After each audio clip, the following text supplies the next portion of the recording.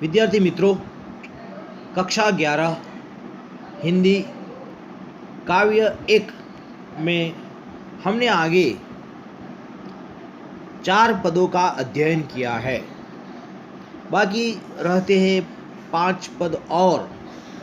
इस 5 पदों का अध्ययन अब हम अच्छी तरह से करते हैं। काव्य 1। साधो देखो जग बौराना। इसके कवि कबीरदास का संक्षिप्त परिचय हमने आगे वीडियो में देखा है, इसलिए यहाँ पर इस वीडियो में सिर्फ हम उनके बाकी 5 पदों का अध्ययन करेंगे और उसे अच्छी तरह से समझेंगे। इस 5 पदों में से 3 पदों का हम पठन करते हैं। माला पहिरे टोपी पहिरे छाप तिलक अनुमाना, साखी शब्दे गावत भूले आत्म खबर न जाना, घर घर मंत्र जो दे न फिरत है माया के अभिमाना, गुरुआ सहित शिष्य सब बूढ़े अंतकाल पछिताना, बहुतक देखे पीर औलिया पढ़े किताब कुराना, करे मुरीद कबर बतलावे अनहु खुदा न जाना। विद्यार्थी मित्रों, अब हम एक एक पंक्ति को अच्छी तरह से समझते हैं। माला पहिरे टोपी पहिरे छाप तिलक अनुमाना। यहाँ पर माला पहनना यानी माला को धारण करना, टोपी पहिरे यानी टोपी पहनना, छाप तिलक अनुमाना यानी माथे पर तिलक की छाप लगाना। दूसरी पंक्ति में साखी शब्दे गावत भूले आत्म खबर न जाना, यानी कि साखी शब्द का अर्थ होता है कि ज्ञान और वैराग्य। शब्द उसे कह सकते हैं और उसका अर्थ निकलता है परमात्मा के सूक्ष्म नाम। तो यहाँ पर कह सकते हैं कि वे लोग ज्ञान वैराग्य के नियमावली और परमात्मा के सूक्ष्म नाम का प्रचार करते भूले यानी घूमते हैं। आगे आत्म खबर न जाना, लेकिन आत्मज्ञान के बारे में कुछ भी नहीं जानते। विद्यार्थी मित्रों, आगे के पद को हम समझते हैं। घर घर मंत्र जो दैन फिरत है माया के अभिमाना। यहाँ पर घर घर यानी घर घर जाकर, मंत्र यानी उपदेश देना, जो दैन फिरत है उपदेश देते फिरना, माया मोह, अभिमाना यानी अभिमान। तो यहाँ पर इसका अर्थ निकलता है कि माया में लिप्त ये लोग घर घर घूमकर लोगों को उपदेश देकर नए नए शिष्य बनाते रहते हैं। आगे गुरुआ सहित शिष्य सब बूढ़े अनंत काल पछिताना। गुरुआ यानी गुरु, सहित यानी साथ, शिष्य यानी शिष्य विद्यार्थी, बूढ़े बूढ़े यानी डूबना, अनंत काल अंत काल यानी समय, पछताना यानी पछताते रहना। तो ऐसे नए शिष्य जो है वो खुद तो डूबते हैं, उसके साथ गुरु को भी डुबाते हैं और अंत काल तक पछताते रहते हैं। आगे का पद देखते हैं। बहुतक देखे पीर औलिया पढ़े किताब कुराना। यहाँ पर कबीर जी कहते हैं कि मैंने बहुत पीर और औलिया देखे, पढ़े किताब कुराना, वे किताबें और कुरान पढ़ते हैं। आगे कहते हैं करे मुरीद, मुरीद यानी अनुयायी, वे लोगों को अपना अनुयायी बनाते हैं। कबर बतलावे, कबर बतलाना, कबर का अर्थ यहाँ पर मजार लेंगे। यहाँ एक अर्थ और निकलता है, भय दिखाना, डर दिखाना।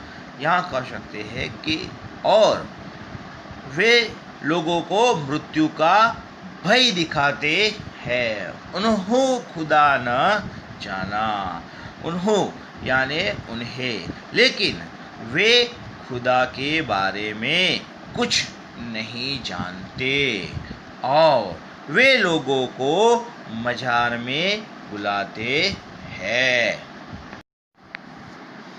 अब हम इस काव्य के अंतिम 2 पदों का पठन करते हैं, फिर एक एक समझते हैं। हिंदू की दया मेहर तुर्कन की, दोनों घर से भागी। वह करे जिबह, वो झटका मारे, आग दो घर लागी। या विधि हसत चलत है, हमको आप कहावे श्याना। कहे कबीर सुनो भाई साधो, इनमें कौन दीवाना। अब एक एक पंक्ति समझते हैं। हिंदू की दया मेहर तुर्कन की, दोनों घर से भागी। हिंदू यानी हिंदुओं की, दया, दया है हिंदुओं की दया। मेहर, मेहर का अर्थ कृपा। तुर्कन शब्द मुसलमानों के लिए लेंगे, मुस्लिम, दोनों यानी हिंदू और मुस्लिम दो। यहाँ पर कबीर जी कहते हैं कि हिंदुओं की दया की भावना तथा मुसलमानों की कृपा की दृष्टि इन दोनों के हृदय से गायब हो गए हैं। आगे कहते हैं कि वह करे जिबह, जिबह यानी हलाल, वो झटका मारे, झटका मारना यानी एक ही झटके में मार देना। यानी मुसलमान जो है वह जानवर को हलाल करते हैं और हिंदू झटका यानी एक वार में सिर धड़ से अलग कर देते हैं, मार देते हैं। आग दो घर लागी, दोनों अपनी अपनी नैतिकता भूल गए हैं। इस प्रकार दोनों की भावना एक ही प्रकार है। अब हम अंतिम पद का भावार्थ समझते हैं। या विधि हसत चलत है, हमको आप कहावे श्याना। श्याना यानी बुद्धिमान। यहाँ पर कबीर जी कहते हैं कि ये लोग मेरी बातों पर हंसते हैं।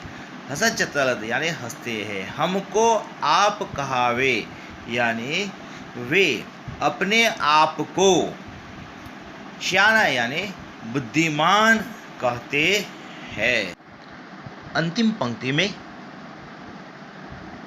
कहे कबीर सुनो भाई साधो, इनमें कौन दीवाना।